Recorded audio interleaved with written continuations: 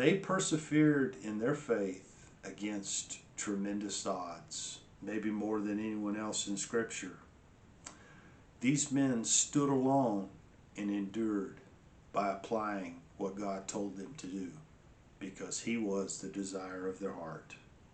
They put into action what God said, and this is the stress. See, think about this for a minute. Noah, 120 years preaching and building an ark, and the whole world was against him, except for his own family. You know, Daniel ended up in a lion's den.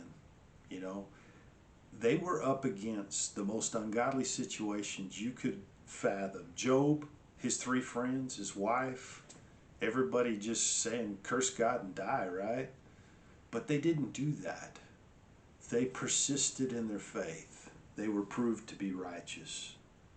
So here's the point. We too have got to practice our faith like these. We've got to put it into practice. We've got to take part.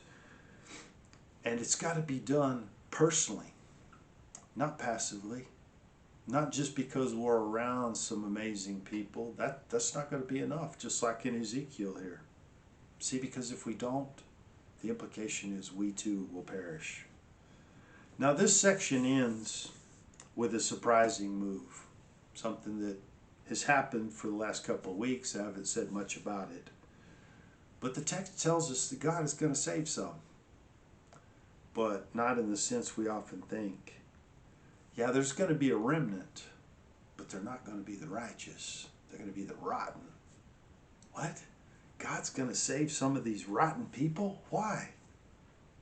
Well, it's to answer that question I think the elders were there to ask.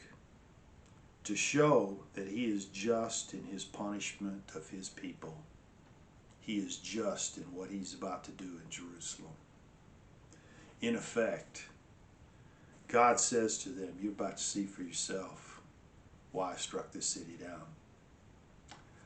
Well, I'm going to end there. God bless you. Pray you have a great week. Hope to see you next week.